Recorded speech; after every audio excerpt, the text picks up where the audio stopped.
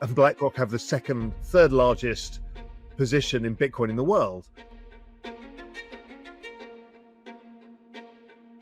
That's a very nice, collateral, valuable, simple, you can't dilute it. Everybody knows that story. So that's simple.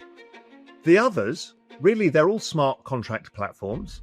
And what they are technology networks. And you as a consumer, let's say you're an institution, have a choice of what you want out of your network. If you want ultimate security, you're going to use Ethereum. It's been around longest. It's got the most number of nodes on the network. It's got the highest value settled of all. If you want fast, cheap, and effective, Solana's been doing great. And if you want fast, even faster, even cheaper, and programmable in new ways, but newer, so it's riskier because you want to make sure that it actually succeeds, then it'll be Sui, which came out of Facebook. Raoul Pal believes the crypto market is entering a powerful new bull cycle that could last through 2026. With BlackRock now among the largest Bitcoin holders, institutional confidence is at an all-time high. Bitcoin remains the core asset, scarce and undilutable, while Ethereum, Solana, and Sway drive innovation in smart contracts, speed, and scalability. He notes that crypto adoption is outpacing the early internet, with nearly 1 billion active wallets expected to reach 4 billion by 2030. Major players like Visa and PayPal are building on-chain systems, signaling that digital assets are becoming part of global financial infrastructure. Liquidity and institutional inflows, Pal says, could push the total market to $10 trillion. Calling it the greatest macro trade of all time, Pal sees this cycle as a rare moment where technology, money, and markets align.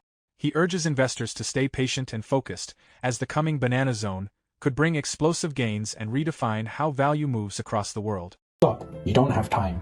Don't miss out this 2025 bull run. Educate yourself first ahead of the crowd. We have created the ultimate step-by-step crypto cheat guide that will guide you this bull run. Unlock the secrets of crypto and make smarter investments today. Now by clicking on the link below to get your exclusive copy just under $10. You know, these digital assets have been around for quite a long time now, over a decade. And most of the time it was retail participation. And even with stable coins, that was a retail thing. Tether was really, you know, Asian retail be able to send money around the world. And South America, and then it became Asian corporates were using it to get around capital controls, so like Malaysia to China, stuff like that, to get around the FX cross rates. So we saw a bit of that, and then this year, as soon as obviously MiCA regulations in Europe came, and then the US just basically opened the door to it all, we've seen an absolute explosion in the space on the institutional side. So we look at the adoption of the space overall, it's been growing. When we kind of rebase it to 5 million active wallets versus, let's say, 5 million IP addresses back in the early 90s, for the internet was the fastest adoption of any technology the world has seen. Right now, crypto, since that date, has doubled the speed of the internet adoption. So it's been the fastest adoption of any technology, and it's now been superseded by AI. So what we've seen is massive adoption. We've now got 950 million active wallets. It's projected to get to about 4 billion by 2030. So that's going to be half the world. Now, most people have multiple wallets, so it's not fair. But so we're seeing that. So wallets are becoming more normal. And then we're seeing the institutions building all of the rails. And stable coins is the killer app for institutions because it's just faster, cheaper, more efficient. So we're seeing everybody from Visa to MasterCard to PayPal to you name it, all using these rails. And we're going to see corporates doing it as well. So multinational corporates can move money around their corporate headquarters. You know, let's say you're a metals and mining company and you've got operations in Angola, Nigeria, Brazil, right? You need to move dollars around the world to pay staff, do stuff. It's actually hard because a lot of them have capital controls. But if you have an internal stable coin, okay, that makes it really fast and efficient. So I think there's a lot coming. So the way I look at it as we're a $4 trillion asset class today. If I compare it to global equities, 200 trillion, global real estate, 300 trillion, global bonds, 250 trillion. So we're nowhere there yet. So if I just look at the trend rate of growth, I think we get to 100 trillion by about 2032. So that means we're only 4% of the way to 100 trillion. And that's still half the value of global equities. Now, What is the value of this thing if all equities, all bonds, and all real estate go on chain? I don't know. It's obviously not the value of the whole thing, but it's still going to be a large value. So all we're saying is we're 4% of the journey there, which makes it what I've said is the greatest macro trade of all time, because you've got this adoption curve of a technology. And unlike the internet, you can actually own a fraction of it via a token. It's amazing.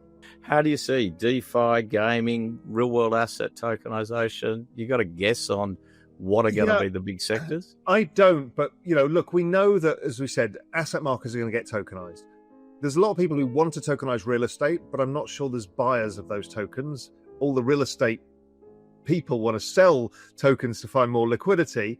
We're seeing the asset management industry, people like Apollo and stuff, talking about tokenizing theirs. I think what they're trying to do is find new buyers for private equity. So that kind of, I'm not sure how big that is compared to equities, which is a very efficient way, bonds, money market funds, that kind of stuff. I think that's really efficient. The gaming is a huge market.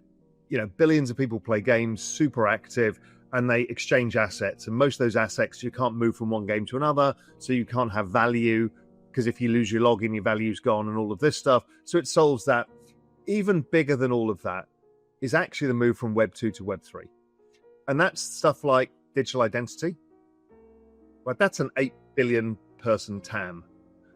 Yes. We're all going to need it when it comes to AI, right? Who's a human, who's not? Then you have this nice technology like zero knowledge proof. So that means that Drew can verify all his documentation, but he can remain anonymous online, and it can be proven that you've passed all your KYC, and then everybody can accept it. So that, we've seen stuff like that being done in India with Aadhaar, and that was a $1.3 billion digital ID. But we're going to see this at scale across the internet, and you'll have multiple digital IDs. Raoul Pal believes the next crypto bull cycle could be the strongest yet, running through 2026. With BlackRock among the biggest Bitcoin holders, institutional trust is soaring. Bitcoin remains the core asset, while Ethereum, Solana, and Sway drive rapid innovation. Adoption is growing faster than the early internet, with wallets expected to hit 4 billion by 2030. Pal calls this the greatest macro trade of all time, predicting liquidity and institutional inflows could push crypto's total value to $10 trillion. He urges investors to stay focused, as the coming banana zone could bring explosive gains and reshape global finance. We've got putting of basically any verified information on chain. If you think of an NFT, a non-fungible token, what that really is a contract. So then when you think about it, okay, well, that's probably the insurance market, because there's big value and it's settled on an outcome. We're seeing that with prediction markets, gambling, they're big markets, but we'll also see it with all ticketing. Basically, every ticket is more efficiently done as an NFT, and you've got other things you can build social graphs and stuff around it. So the scale of this thing is much bigger than people still understand. And so even at $100 trillion, what is the value of the internet today? That's kind of the question we're asking. What is the value of this? It'll be probably one of the most valuable things humanity's ever had, because it is, for the digital age, the global store of value, transaction layer, and kind of contract settlement layer. Now, everything that humans do is basically a contract. Even you and I today was it was an email, but it was like a written contract. Says, yeah, hey, I'll turn up today. All the people watching this, it was a contract. Every time you buy something in a shop, every time you use a credit card, they're all contracts. And a lot of this can be done much more efficiently via these rails. So basically, Bitcoin, just think of the digital gold story. That's a very nice, collateral, valuable, simple, you can't dilute it. Everybody knows that story. So that's simple. The others, really, they're all smart contract platforms. And what they are technology networks. And you as a consumer, let's say you're an institution, have a choice of what you want out of your network. If you want ultimate security, you're going to use Ethereum. It's been around longest. It's got the most number of nodes on the network. It's got, the highest value settled of all. If you want fast, cheap, and effective, Solana's been doing great. And if you want fast, even faster, even cheaper, and programmable in new ways, but newer, so it's riskier because you want to make sure that it actually succeeds, then it'll be SUI, which came out of Facebook. So these are like thinking about cloud storage or other big network things that you use. That's what these are. And people confuse it because the word currency comes up in the title.